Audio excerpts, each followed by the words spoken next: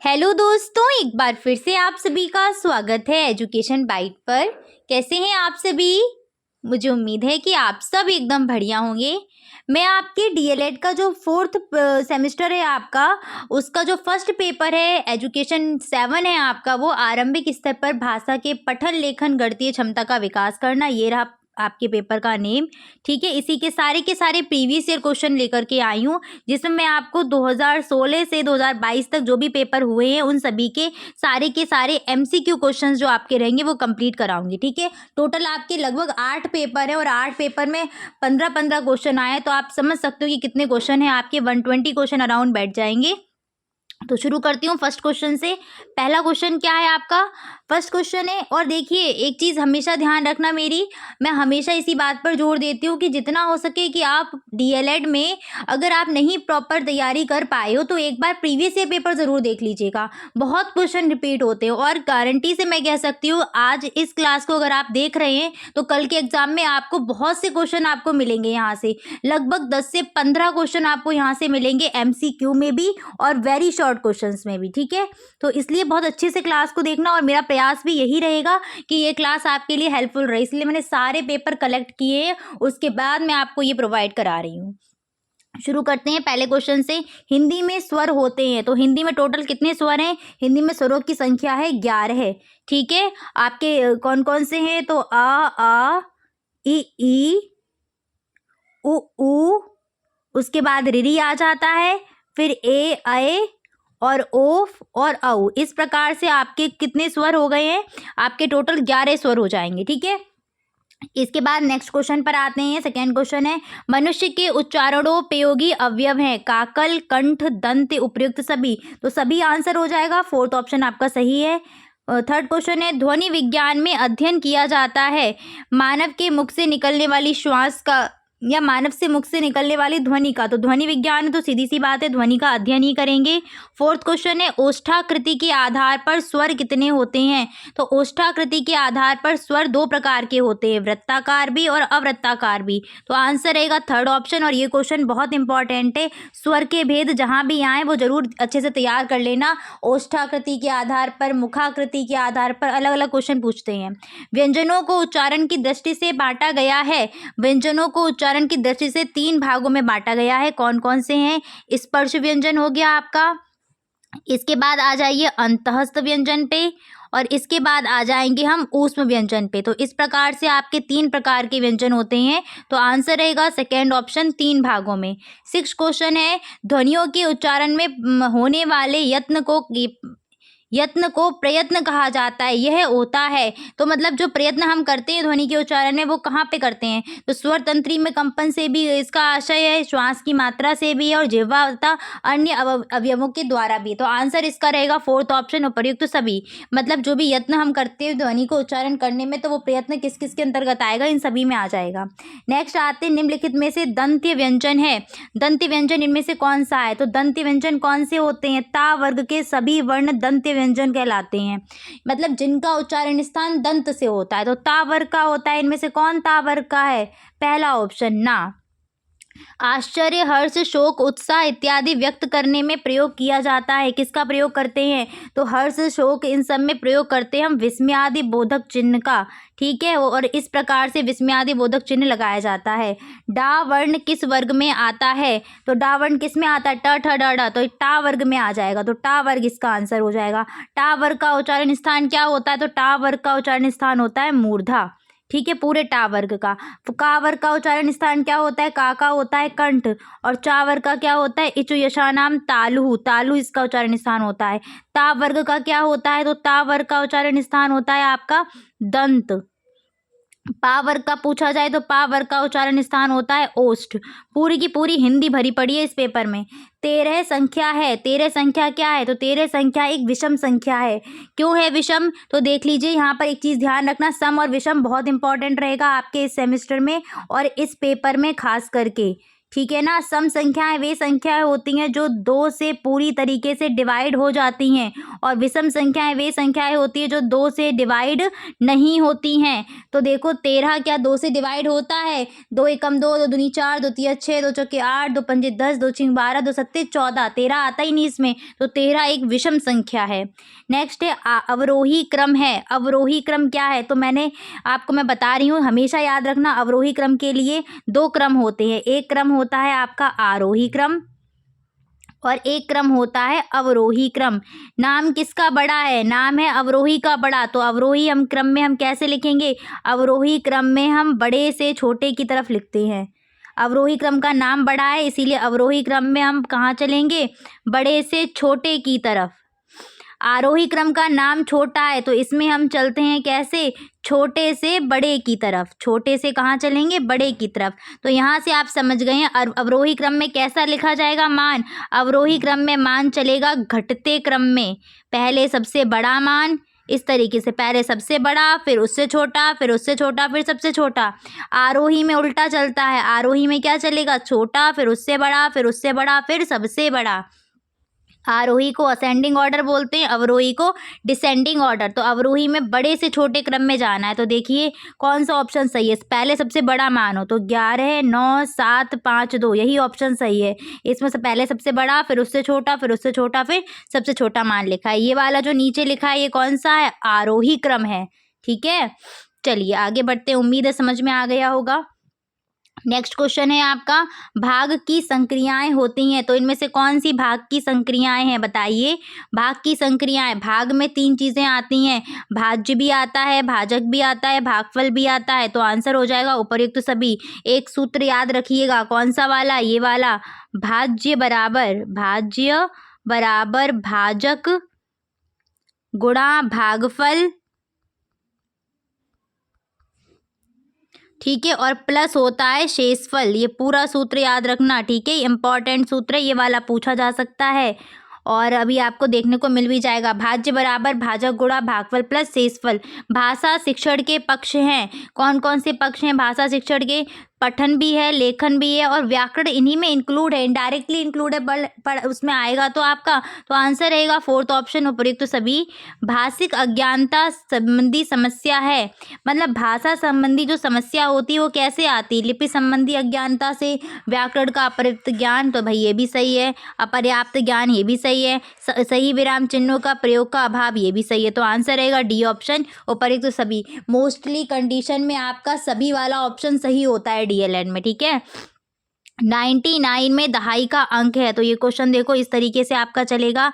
99 पीछे वाला अंक कौन सा है? इकाई का अंक है और यहाँ ये वाला क्या हो जाएगा? फिर दहाई का अंक हो जाएगा, ठीक है, इकाई दहाई। तो 99 में दहाई का अंक कौन सा है? दहाई के अंक स्थान पर देखो क्या बैठा है? 9 बैठा है, तो 9 दहाई का अंक दहाई हो जाएगा, ठीक है।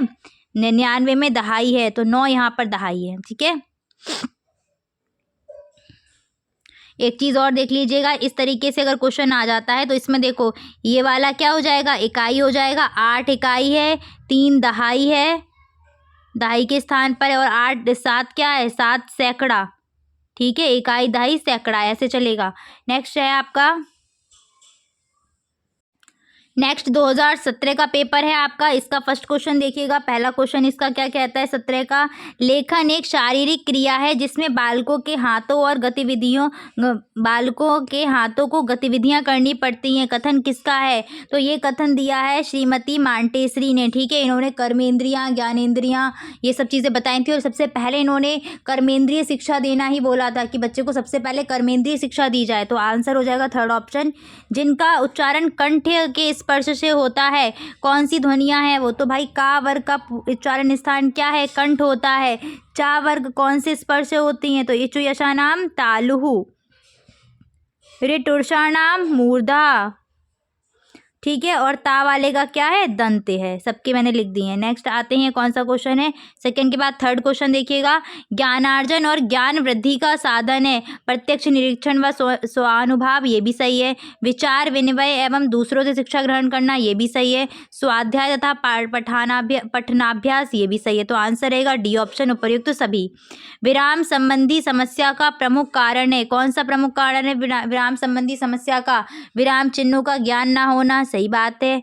आत्मविश्वास का अभाव होना, ये बात भी सही है। तो आंसर रहेगा डी ऑप्शन, सही थर्ड ऑप्शन, उपयुक्त दोनों। आत्मविश्वास का अभाव का मतलब है कि मान लीजिए कि आप में कॉन्फिडेंस नहीं है, तो आप कभी कभी ऐसे स्थान पर भी रुक जाएंगे जहाँ नहीं रुकना चाहिए, ठीक है ना। तो इसलिए यहाँ पर प्रमुख कारण में दोनों चीज़ें आ जाएंगी, ठीक है। नेक्स्ट क्वेश्चन पर आते हैं। विव्रत है, विव्रत इनमें से कौन सा है? तो विव्रत का मतलब क्या होता है वो मैं आपको बता देती हूँ। विव्रत ऐसे स्वर होते हैं, विव्रत का शाब्दिक अर्थ होता है खुला होना, यानी कि ऐसे स्वर जिनके उच्चारण में हमारा मुख पूरा खुल जाता है वो कहलाते हैं विव्रत। तो अब इसमें कौन विव्रत है? तो सबसे ज़्यादा विव्रत है आ और ओ, आ ओ, ठीक है। आनंद का पर्यायवाची शब्द है, क्या है? मोद, प्रमोद, सुख, उपयुक्त सभी। तो भाई मोद भी है, प्रमोद भी है, सुख भी है, तो आंसर रहेगा फोर्थ ऑप्शन, उपयुक्त सभी। नेक्स्ट क्वेश्चन है आपका, निम्नलिखित में से कौन सा संयुक्त व्यंजन नहीं है? छ, उआ, त्र, ज्ञा। तो छ भी है, त्रा भी है, ज्ञा भी है, कौन सा नहीं है? तो ये युआ नहीं है, ठीक है। छ कैसे बनता है? तो छ बनता है का प्लस सा के योग से बनता है छ, क्षत्रिय। त्रा कैसे बनता है? तो ता प्लस रा के योग से बनता है त्रा।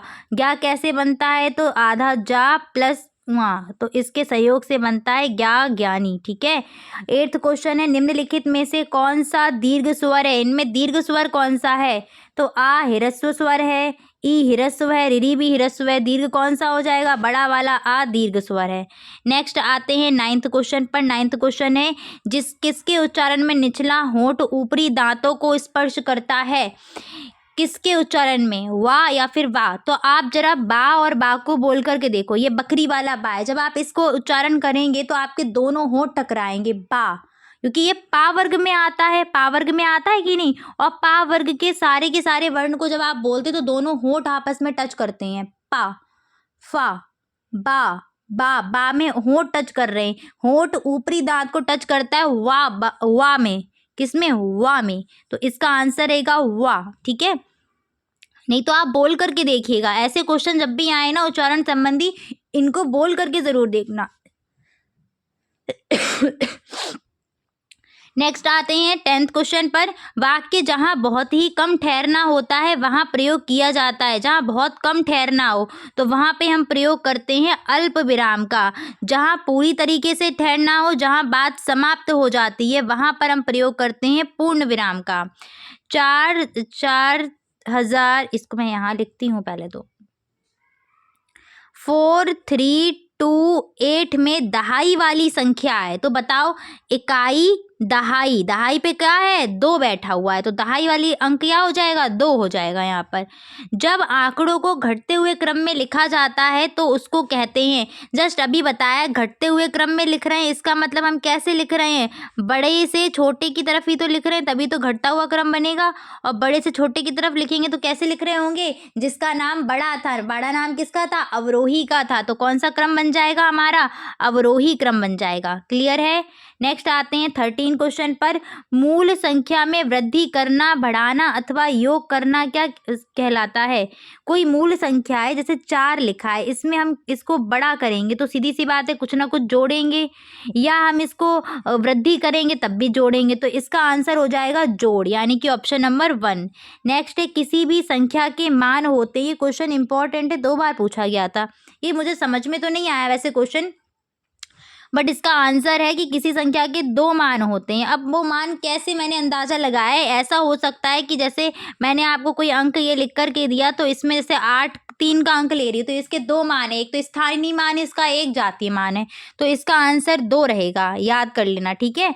चलो 15 क्वेश्चन देखते हैं इस पेपर का। आपका 15 क्वेश्चन क्या है? 3 अंकों की सबसे पहली संख्या क्या है? तो ये क्वेश्चन 2-3 प्रकार से आता है। क्वेश्चन ऐसे भी आता है, 3 अंक की सबसे बड़ी संख्या, 3 अंक की सबसे बड़ी संख्या। तो याद रखना, जब भी कभी सबसे बड़ी संख्या पूछी जाए किसी भी अंक की, या सबसे छोटी संख्या पूछी जाए, तो कैसे करेंगे?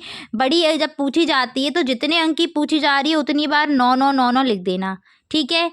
और जब किसी उसी अंक की सबसे छोटी संख्या आपसे पूछी जाए तो आप क्या करेंगे, 1 लगाइए और 0 लगाते हुए उतने ही अंक बना लो। 1 लगा दिया, 3 अंक की पूछी थी तो कितने 0 लगाने पड़ेंगे, 2 0 लगाने पड़ेंगे, तो ये 3 अंक की सबसे छोटी संख्या बन गई। अब आप वापस आइए क्वेश्चन पर। क्वेश्चन पूछा था कि सबसे पहली संख्या चाहिए, तो देखो 99 के बाद सबसे पहली संख्या कौन सी आती है, 100 आती है, वो 3 अंक की है, और 3 अंक की सबसे पहली संख्या क्या हो जाएगी, 100 हो जाएगी, और ये सबसे छोटी संख्या भी है 3 अंक की। ठीक है, नेक्स्ट आते हैं 2018 के क्वेश्चन पेपर पर, और इसका पहला प्रश्न है आपका, वर्णों के सार्थक समूह को कहते हैं। वर्णों का सार्थक समूह क्या कहलाता है, शब्द कहलाता है, और शब्दों का सार्थक समूह क्या कहलाता है, शब्दों का सार्थक समूह कहलाता है वाक्य। ठीक है, शब्दों का सार्थक समूह। नेक्स्ट क्वेश्चन है इसके बाद, अ ई उ ऋ स्वर का प्रकार है। अ ई उ, तो देखो सब छोटे छोटे लिखिए, कौन से स्वर हैं, ये ह्रस्व स्वर हैं। कौन से स्वर का प्रकार है, ह्रस्व स्वर का प्रकार है। नेक्स्ट है, इस विराम चिन्ह को कहते हैं। ये जो लिखा हुआ है ना, एक लंबी सी लाइन नीचे डॉट, कौन सा है विराम चिन्ह, तो ये विस्मयादि बोधक विराम चिन्ह है। और भी देख लीजिएगा यहाँ पर, प्रश्नवाचक का चिन्ह कुछ इस तरीके से होगा, पूर्ण विराम में सिंपल एक डंडा, अल्प विराम में एक कॉमा लगता है। ठीक है, अतिवृष्टि का विलोम शब्द है, अतिवृष्टि का विलोम होता है अनावृष्टि होता है।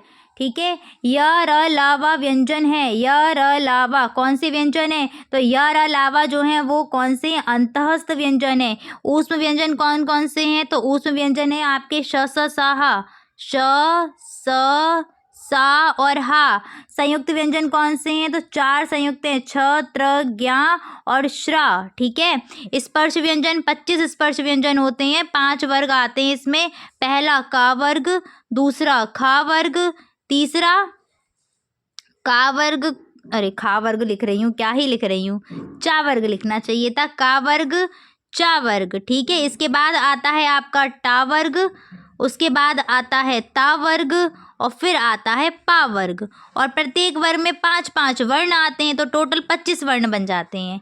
नेक्स्ट है, किसी भी संख्या के कितने मान होते हैं, फिर से क्वेश्चन वही रिपीट हो गया, तो भाई किसी भी संख्या के कितने मान होंगे, जस्ट अभी बता दिया, 2 मान होंगे। अब खैर ये क्वेश्चन का आंसर मुझे भी सही से नहीं मिल रहा है, लेकिन जितना मैं इसको समझ पा रही वो मैं स्थानीय और जातीय मान में ही लेकर के जा रही हूँ।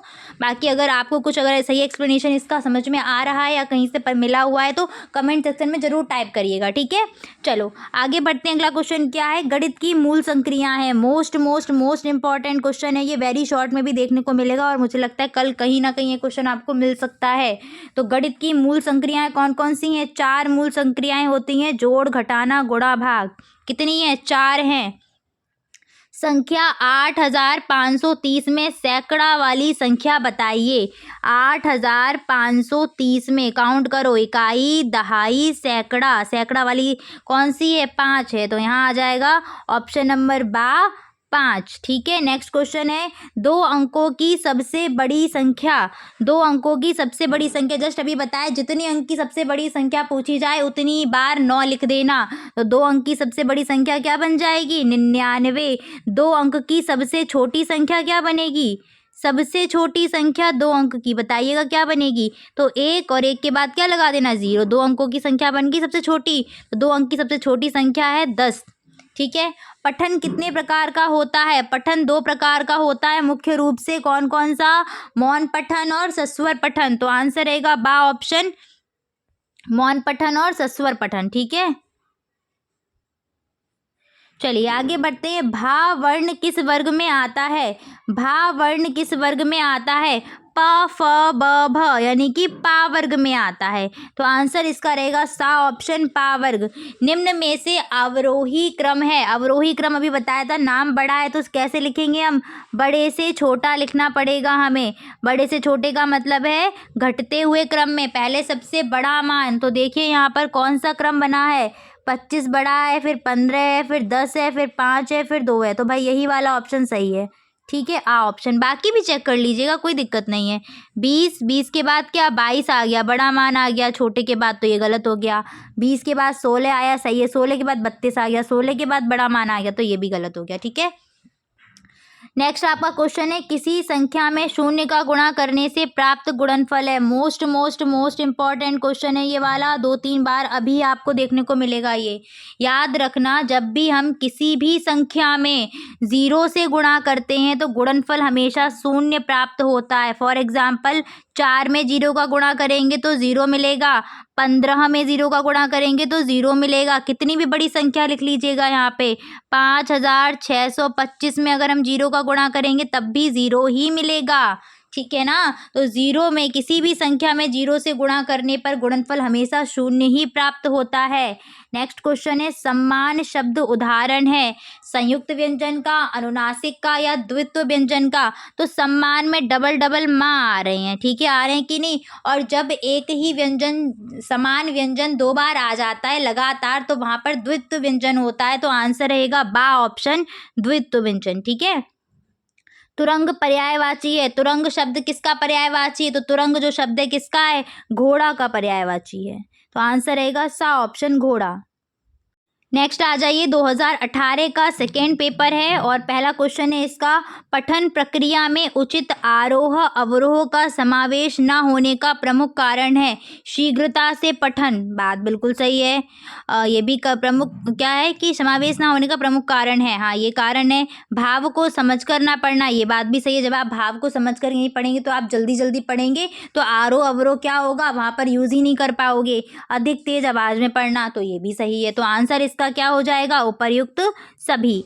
नेक्स्ट क्वेश्चन है आपका, लिखित भाषा के ध्वन्यात्मक पठन को कहते हैं।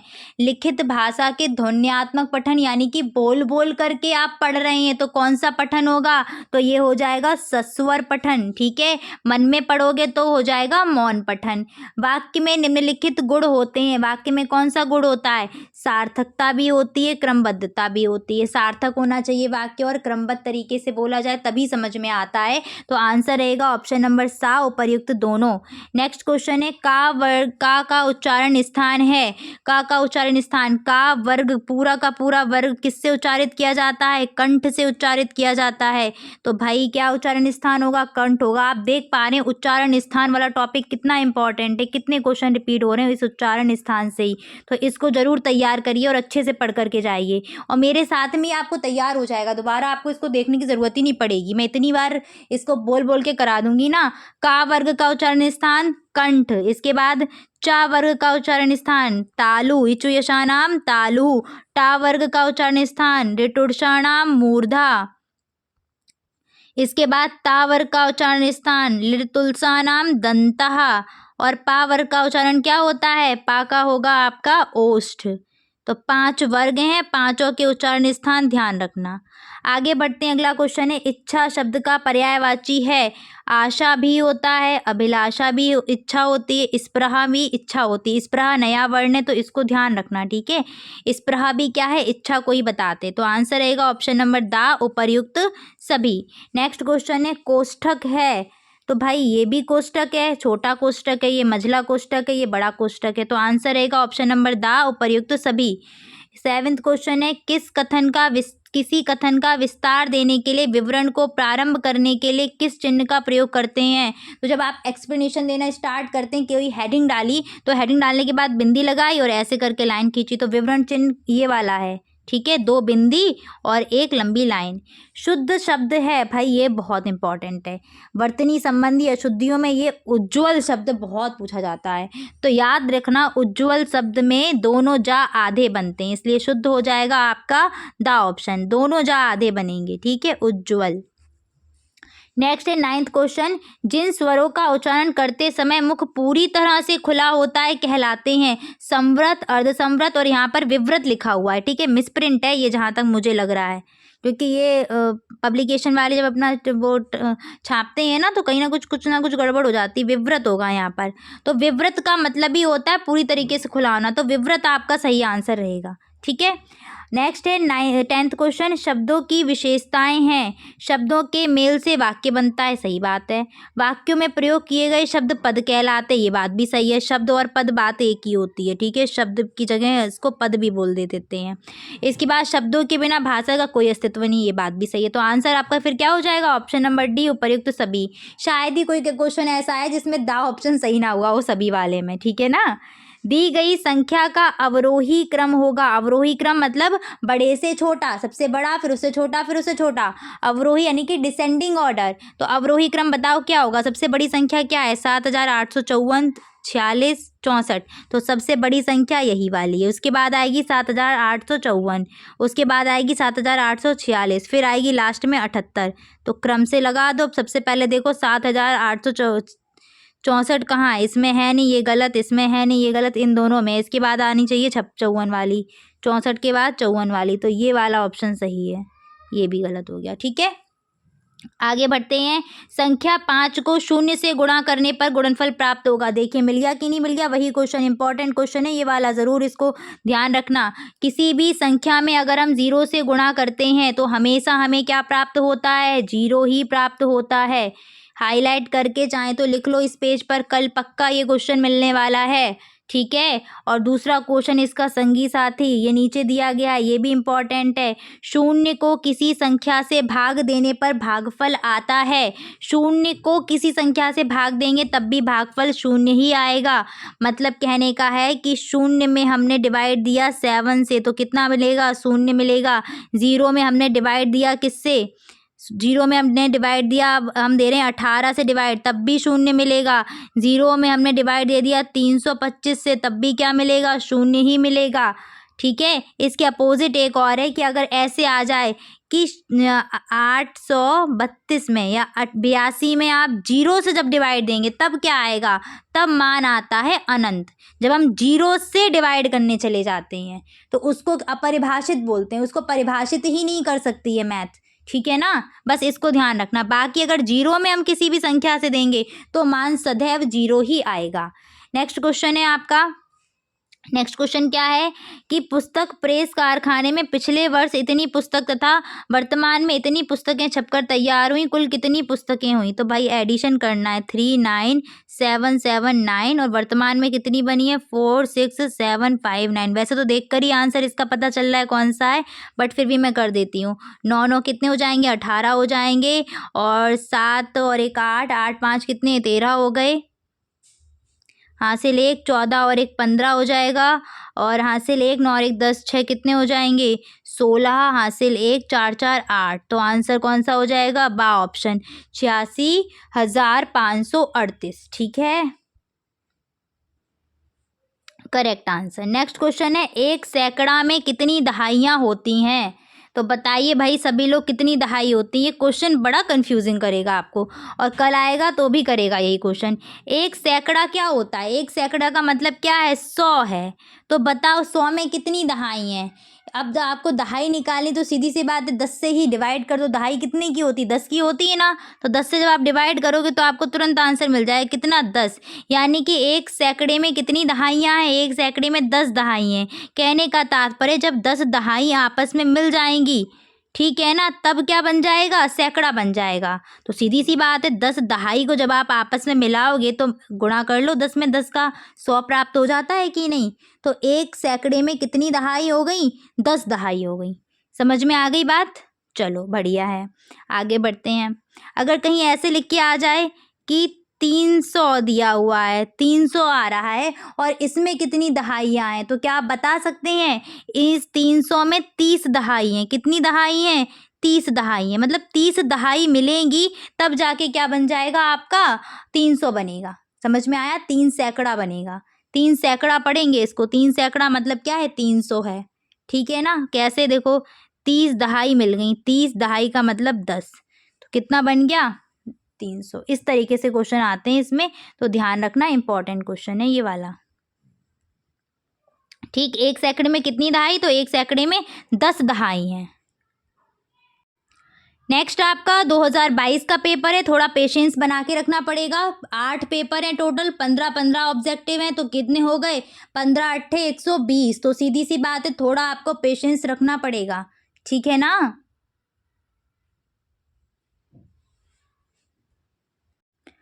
120 क्वेश्चन को पढ़ने में ही टाइम लगेगा, तो सॉल्व तो सीधी सी बात है, थोड़ा समझाएंगे तो टाइम तो लगेगा ही। लेकिन ये क्लास मैं डेफिनेटली कह सकती हूँ कि आप जब ये क्लास देख लोगे, कल का पेपर मजाल है कि आप ये कह पाओ कि मेरा पेपर बुरा हुआ है, बिल्कुल नहीं कहेंगे कि बहुत पेपर ये बढ़िया पेपर है, आसान पेपर है।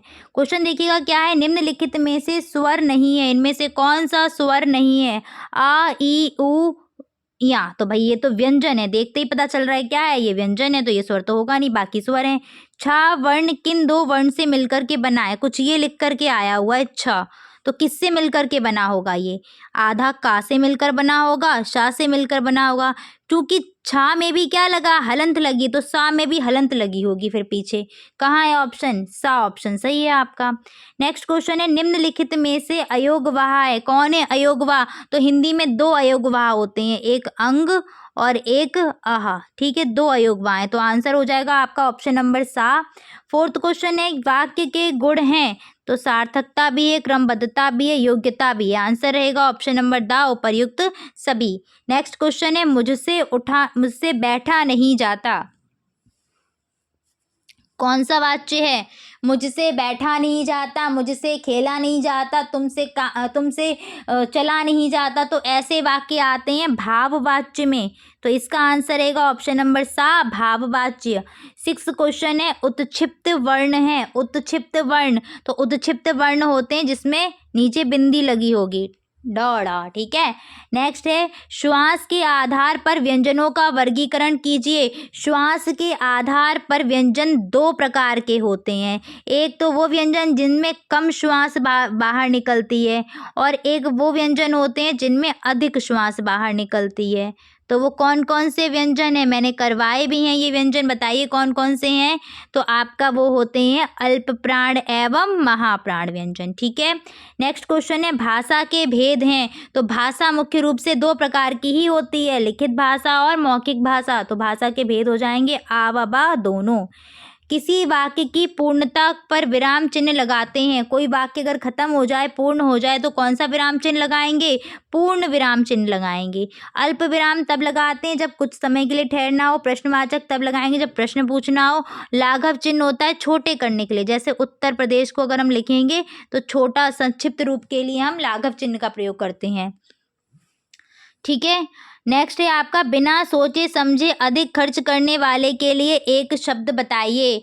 तो पहला शब्द है कृपण, कृपण का मतलब भी कंजूस होता है भाई, जो बहुत कंजूसी से खर्च करे वो होता है कृपण, कंजूस तो है ही कंजूस। मितव्ययी का मतलब भी होता है कम खर्च करने वाला, क्या बचेगा फिर ऑप्शन अपव्ययी, अधिक खर्च करने वाले को अपव्ययी बोलते हैं। नेक्स्ट क्वेश्चन है आपका 11th, किसी संख्या के दाहिनी ओर शून्य रखने पर वह संख्या बढ़ जाती है। जैसे मैंने यहाँ लिखा है 4, 4 के दाहिनी ओर 0 रखा, तो ये संख्या कितनी बढ़ गई, पहले से 4 से कितनी हो गई है, 40 हो गई, 10 गुनी बढ़ गई कि नहीं बढ़ गई, तो कितनी गुनी बढ़ जाती है, 10 गुनी बढ़ जाती है। कोई भी संख्या कितना बढ़ जाएगी, 10 गुना बढ़ जाएगी। और समझ लो, जैसे यहाँ मैंने 15 लिखा है, ठीक है, तो 15 में क्या इधर हमने रख दिया है, तो ये कितनी बढ़ गई, 10 गुनी ही तो बढ़ी है इसकी, तो कितना बढ़ जाती है कोई संख्या, 10 गुना बढ़ जाती है, ठीक है। आगे आ जाइएगा, 3 अंकों की सबसे बड़ी संख्या कौन सी है। 3 अंकों की सबसे बड़ी संख्या पूछ रहे हैं, किसी भी अंक की सबसे बड़ी संख्या पूछी जाए तो क्या करो, उतनी ही बार 9 9 9 9 लिख दो। 3 अंक की सबसे बड़ी संख्या कितनी बन जाएगी, 3 बार 9 9 9 9 यानी कि 999। 3478 में सैकड़ा वाली संख्या है, 3 4 7 8, इकाई दहाई सैकड़ा, कौन सी है सैकड़ा वाली, तो 4 यहाँ पर आंसर हो जाएगा आपका, ऑप्शन नंबर सा सही सही है। नेक्स्ट क्वेश्चन है 10 तक के अंकों में सबसे छोटा अंक है, तो सबसे छोटा अंक कौन सा है भाई? 10 तक के अंकों में सबसे छोटा अंक। तो यहाँ तो भाई ऑप्शन में देखो कन्फ्यूज़न है, एक भी कुछ लोग लगाएंगे, कुछ लोग ज़ीरो भी लगाएंगे, बट मेरे अकॉर्डिंग ज़ीरो होना चाहिए कि ज़ीरो का बहुत महत्व है।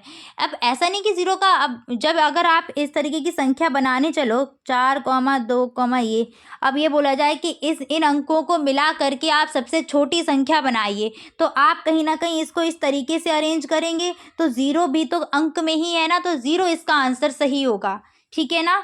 बहुत जगह आपको एक मिला होगा तो वो गलत है यहाँ, या फिर ऐसा लिखता है कि 1 से 10 तक के अंक में कौन छोटी है, तो आपकी बात हो जाती, ठीक है, क्योंकि ज़ीरो पूर्ण संख्या है भाई। निम्नलिखित में से शुद्ध शब्द है, अंत्याक्षरी, अंताक्षरी, ये सब दिया है, तो भाई शुद्ध शब्द कौन सा है? अंत्याक्षरी है, ठीक है, अंत्याक्षरी। तो आपका बा ऑप्शन सही हो जाएगा। चलिए तो फिर आगे बढ़ते हैं। अंत्याक्षरी सही है, ये वाला गलत है, ठीक है, त्या होता है अंत्याक्षरी, ठीक है। नेक्स्ट आ जाते हैं 2020 के पेपर पर, इसके बाद 2021 का, फिर 2022 का। बस 3 पेपर बचे हुए हैं, थोड़ा सा पेशेंस बना के रखिए, आप लोगों के लिए ही हेल्पफुल रहेगी क्लास। क्वेश्चन है पहला आपका, छत्र ज्ञा व्यंजन है, तो सीधी सी बात है, देख के पता चल रहा है कौन सी व्यंजन है ये व्यंजन है आपके संयुक्त व्यंजन। कैसे व्यंजन है ये? तो ये संयुक्त व्यंजन है। किस किस से मेल कर बनते हैं, तो आपको बता दिया था मैंने, छा कैसे बनता है, क प्लस सा के मेल से बनता है। त्र कैसे बनता है, तो त्रा बनता है ता प्लस रा के मेल से, ता आधा है, ठीक है। और ज्ञा कैसे बनता है, तो ज्ञा बनता है जा प्लस वहाँ के मेल से। और श्रा कैसे बनता है, श्र, ये वाला श्रा, तो श्रा बनता है आधा शाह और रा के मेल से, ठीक है। शाह याद रखना कौन सा वाला है, तो शाह जो है आपका वो इच्चु यशा नाम तालु, तालव्य शाह है, ठीक है। अब ये घुंडी वाला शाह, सड़क वाला शाह, ऐसे क्यों बोले भाई, जब हमें इनके उच्चारण स्थान पता है, तो ये तालव्य शाह है। ऐसे ना इसके उच्चारण स्थान भी याद रहते हैं कि इस वाले शाह का क्या है, तालव्य है तो तालु है, इस वाले शाह का उच्चारण स्थान क्या है, मूर्धन्य, क्योंकि मूर्धा से बोला जाता है, तो ये मूर्धन्य सा है। और ये वाला सा होता है क्या, दंत से, तो दंती सा बोला जाता है, ठीक है। चलो अगला है क्वेश्चन आपका, जिन शब्दों में काम का होना या करना प्रकट किया जाए वो क्या कहलाते हैं, तो जाहिर सी बात है उनको हम क्रिया कहते हैं।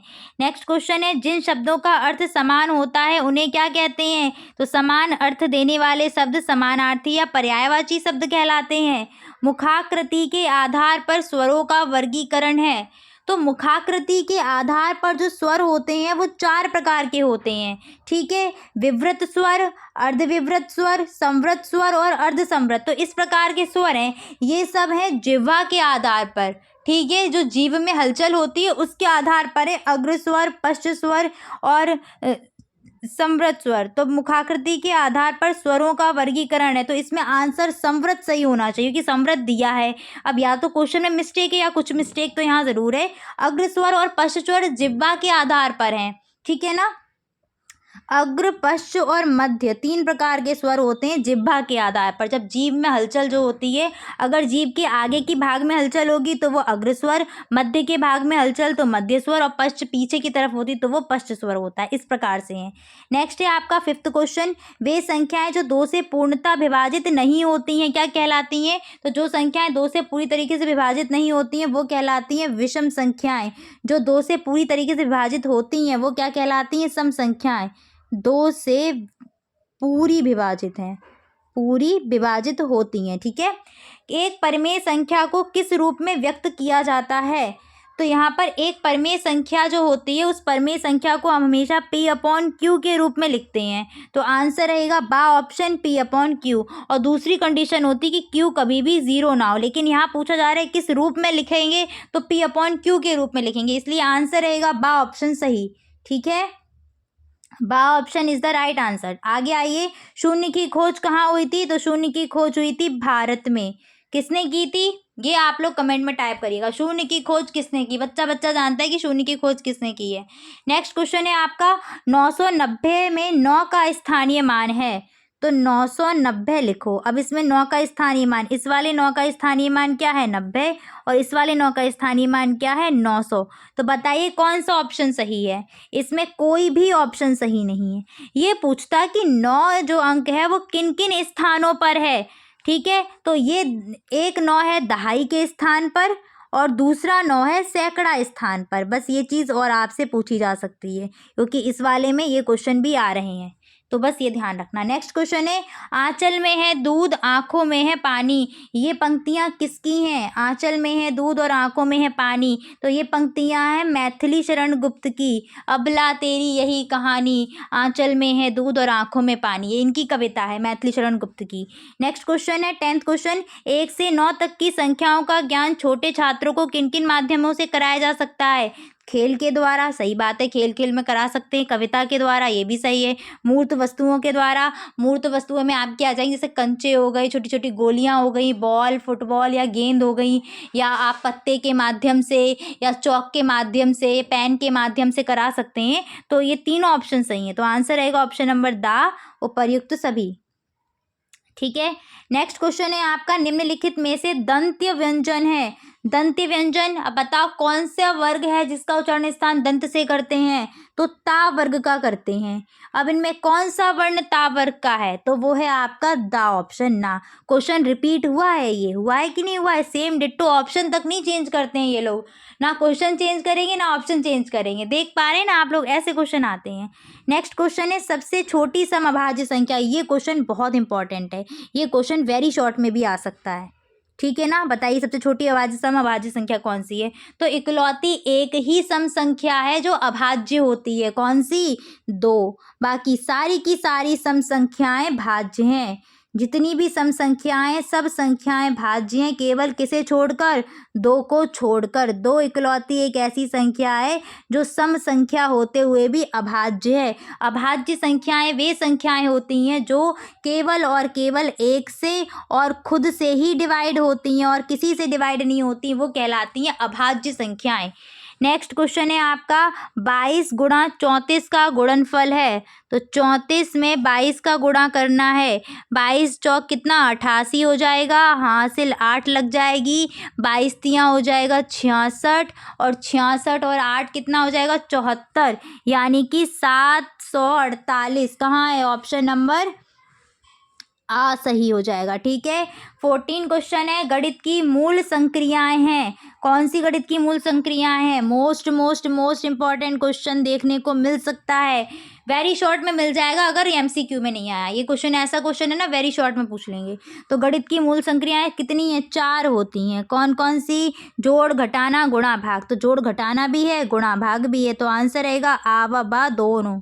ठीक है, नेक्स्ट आते हैं 15 क्वेश्चन पर, ता वर्ग का उच्चारण स्थान है। तो ता वर्ग का क्या है? दंत्य उच्चारण स्थान है। नेक्स्ट आ जाइए, 2021 का क्वेश्चन पेपर है आपका और फर्स्ट क्वेश्चन है, छत्र ज्ञा व्यंजन है। देखो 2020 का क्वेश्चन ही आ गया है 21 में। ठीक है, और पहला ही क्वेश्चन है सेम टू सेम। कौन से व्यंजन है? संयुक्त व्यंजन है, तो आंसर रहेगा ऑप्शन नंबर बा, संयुक्त व्यंजन। नेक्स्ट क्वेश्चन है, अनुनासिक चिन्ह है। इनमें कौन सा अनुनासिक चिन्ह है? तो अनुनासिक चिन्ह है आपका चंद्र बिंदु, और जो बिंदु होती है वो क्या होती है? वो अनुस्वार होती है।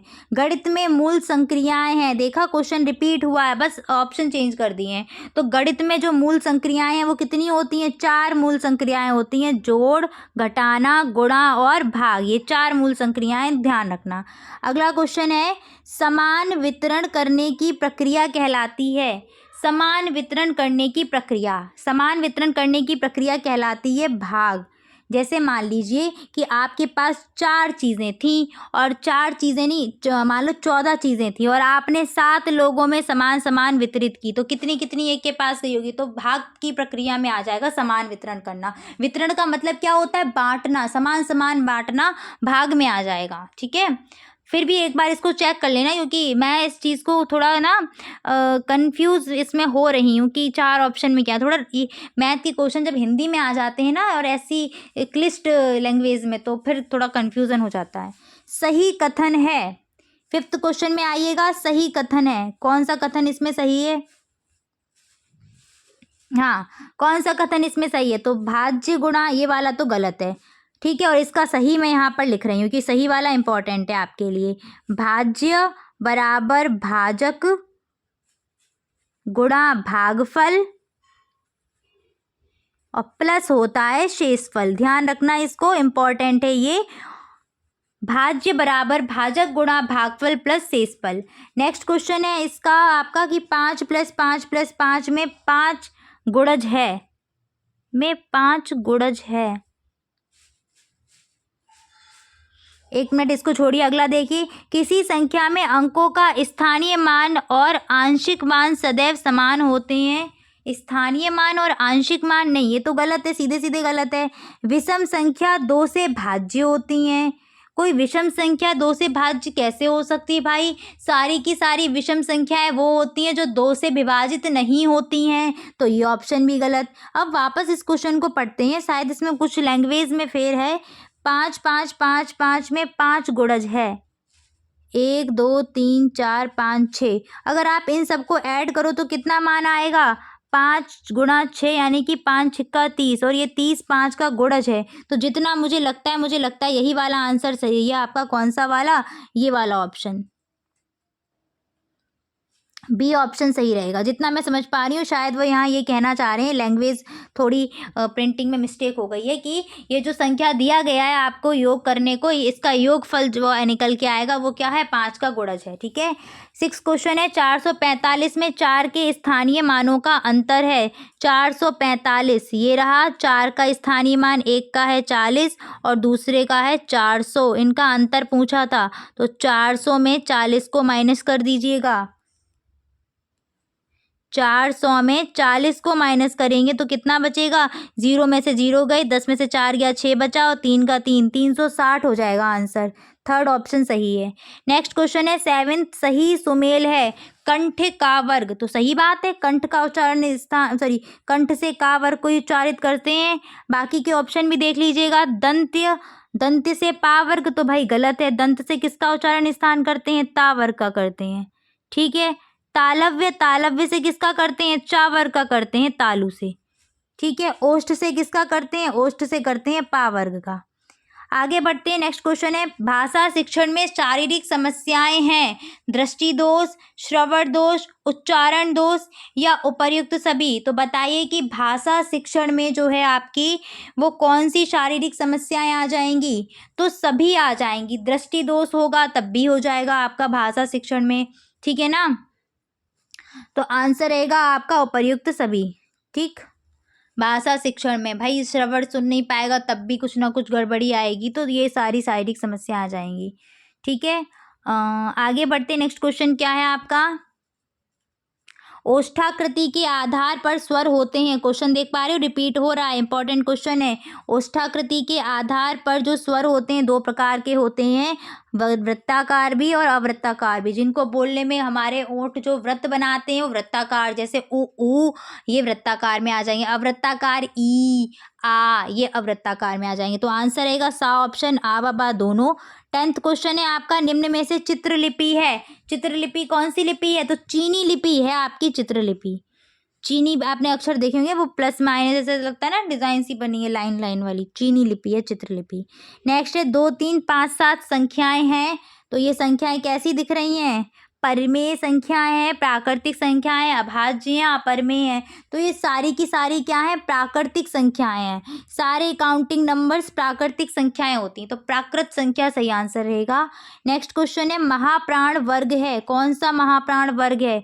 महाप्राण कौन से होते हैं? प्रत्येक वर्ग का दूसरा और चौथा वर्ण, 24 याद रखना बस। और अल्प प्राण कौन से होते हैं? 135। तो बताइए कौन सा महाप्राण है इसमें? 1 और 3 ये तो है ही नहीं, ये अल्प प्राण है। चा पहला वर्ण है, ये भी अल्प प्राण हो गया। पा पहला, ये भी अल्प प्राण। महाप्राण कौन सा बचा? ये वाला ऑप्शन, यानी कि ऑप्शन नंबर सा। खा और गा। खा कौन से नंबर पे आता है? इसको मैं समझा देती हूँ। क ख ग घ। तो खा देखो दूसरे नंबर पे आ रहा है और घा आ रहा है चौथे नंबर पे, तो ये महाप्राण हो गई। कविता छंदोमय रचना है, कथन किसका है? तो ये कथन है आपका आचार्य वामन का। ठीक है। कविता छंदोमय रचना है, आचार्य वामन का कथन है। 14 क्वेश्चन है, एक परिमेय संख्या को किस रूप में व्यक्त किया जाता है? रिपीट हो गया क्वेश्चन ये वाला भी। देखो किस रूप में लिख सकते हैं? P/Q के रूप में लिख सकते हैं। तो आंसर हो जाएगा बा ऑप्शन सही। पूछा है कौन से रूप में लिख सकते हैं, तो P/Q के रूप में लिखेंगे और Q का मान 0 नहीं होना चाहिए। तो रूप पूछा है इसलिए आंसर हमें ये देना पड़ेगा। और अगर ऐसे ऐसे दोनों ऑप्शन होते तब की तब देखते हैं हम। 15 क्वेश्चन क्या है, 15 है त थ द ध अवयव हैं। तो ता था दा धा कौन से वर्ग के हैं, ता वर्ग के, कहाँ से बोले जाते हैं, दंत से बोले जाते हैं। तो दंत इसका आंसर हो जाएगा ऑप्शन नंबर 7 दंत्य। नेक्स्ट आ जाते हैं हम 2022 के क्वेश्चन पेपर पर और पहला क्वेश्चन है श्र अक्षर बना हुआ है। तो जस्ट अभी मैंने आपको बताया था शा किसके मेल, श्र किसके मेल से बना है, श प्लस रा के मेल से। तो आंसर रहेगा ऑप्शन नंबर सा सही। नेक्स्ट है स्वर के भेद हैं। तो अब यहाँ पर देखो, यहाँ स्वर के भेद किस आधार पर पूछे कुछ पता नहीं है, तो आप सबसे पहले जाएंगे उच्चारण समय के आधार पर, प्रेफरेंस उसको देंगे। और बाकी अगर आपसे किसी और आधार पर पूछना चाहेगा तो वो लिख के देगा, अगर नहीं दे रहा है तो उसी को प्रेफरेंस दीजिएगा। तो 3 प्रकार के हो जाएंगे स्वर, कौन कौन से, ह्रस्व, दीर्घ और प्लुत। तो 3 याद रखना, ह्रस्व, दीर्घ, प्लुत। प्लुतो, ठीक है। ह्रस्व वो हैं जिनको 1 मात्रा का समय लगता है उच्चारण में, दीर्घ वो हैं जिनको 2 मात्रा का समय लगेगा, प्लुतो वो हैं जिनको 3 मात्रा का समय लगेगा। नेक्स्ट क्वेश्चन है चा वर्ग चा का उच्चारण स्थान है। चा किससे बोला जाता है, इतनी बार अभी रिपीट करके आ रही हूँ, बताओ फटाफट। तालु से बोला जाता है, इचु यशा नाम तालु। संस्कृत वाले याद कर लो, सच बता रही, कभी जिंदगी में नहीं भूलो किसी के भी उच्चारण स्थान, क्योंकि वो सूत्र ऐसा है ना कि तालु से जितने वर्ण बोले जा रहे होंगे सबको बताता है, इसलिए वो मुझे आसान लगते हैं सूत्र, ठीक है ना। आगे बढ़ते हैं। जिन शब्दों के समान अर्थ होते हैं, जिन शब्दों के शब्द समान होते नहीं, अर्थ समान होते हैं। भाई क्या प्रिंट करते हैं ये, जिन शब्दों के अर्थ समान होते हैं उन्हें कहते हैं। तो जो इनके अर्थ समान होंगे वो पर्यायवाची कहलाएंगे, जिनके अर्थ विपरीत होंगे विलोम कहलाएंगे। और तत्सम तो वही है संस्कृत के शब्द। त्रुटि समानार्थ, तो ये तो पता नहीं क्या लिखा है, गलत है कुछ। शुद्ध शब्द है, रिपीट हो गया क्वेश्चन भाई, ये भी रिपीट हुआ है। कौन सा है शुद्ध, उज्ज्वल, जहाँ पर 2 आधे आधे जा मिल जाएं, सा ऑप्शन सही है। नेक्स्ट है शून्य को किसी संख्या से भाग देने पर, शून्य को किसी भी संख्या से भाग देने पर भागफल क्या आएगा, सदैव शून्य आएगा। तो आंसर रहेगा दा ऑप्शन, ठीक है। शून्य को कभी भी किसी भी संख्या से अगर आप भाग देंगे क्या आएगा, हमेशा 0 आएगा। भाग की संक्रियाएं हैं, भाग की कौन कौन सी संक्रियाएं हैं बताइएगा। तो भाज्य भी है, भागफल भी है, भाजक भी है। तो आंसर रहेगा उपर्युक्त सभी। सूत्र याद है कि नहीं याद है, भाज्य बराबर भाजक गुणा भागफल प्लस शेषफल। आरोही क्रम है, आरोही क्रम का मतलब क्या, आरोही छोटा वर्ण है ना, तो बस छोटे से बड़े क्रम में लिखना, ट्रिक अभी बताई थी मैंने। छोटे से बड़ा क्रम क्या हो जाएगा, आरोही क्रम हो जाएगा, छोटे से बड़े क्रम में लिखना। अब देखो छोटे से बड़ा क्रम क्या है यहाँ पर, सबसे पहला ऑप्शन देखो 8, 8 के बाद आ गया 6, बड़ी के बाद छोटी संख्या, गलत ऑप्शन।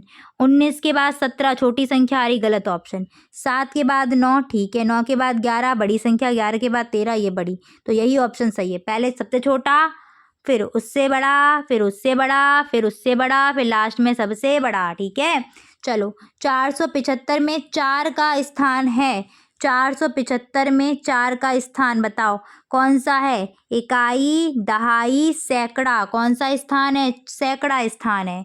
निदेशक चिन्ह है, निदेशक चिन्ह कौन सा है, तो निदेशक चिन्ह एक डैश वाला चिन्ह होता है, ठीक है ना।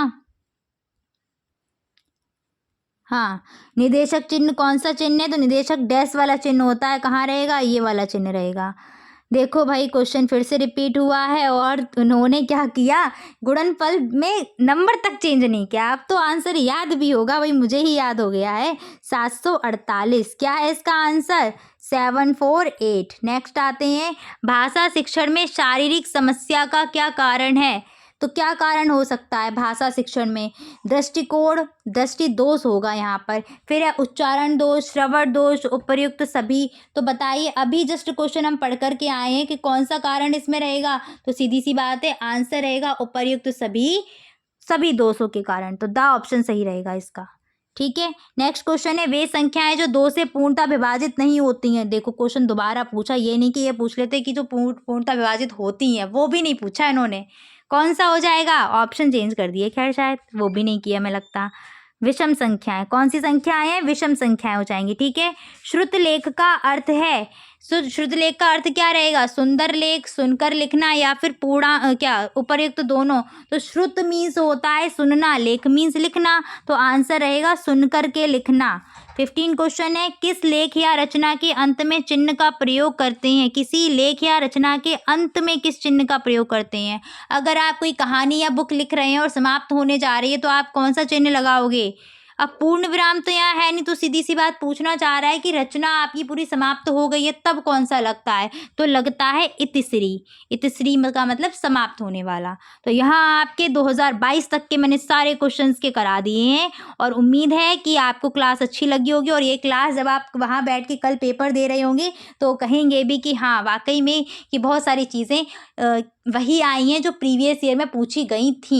प्रीवियस ईयर पेपर इसीलिए डीएलएड के लिए मैं हमेशा सजेशन देती हूँ, डीएलएड या कोई भी एग्जाम हो प्रीवियस ईयर पेपर ज़रूर करना चाहिए। ठीक है, चलिए तो फिर मिलेंगे नेक्स्ट क्लास में। Thanks for watching and please like share and subscribe my channel और दोस्तों को ज़रूर शेयर कर देना ताकि सभी को हेल्प मिलती रहे। ये नहीं कि सिर्फ अपने ही भला करना है बाकी किसी का नहीं, ऐसी चीज़ कभी भी दिमाग में लेकर भी नहीं आनी चाहिए। ठीक है, अगर आप खुद के भले के बारे में सोचेंगे तो फिर क्या ही फ़र्क रहेगा इंसान होने का, है ना? तो सभी को शेयर करिएगा। Thanks for watching and please like share and subscribe my channel. Bye bye, take care.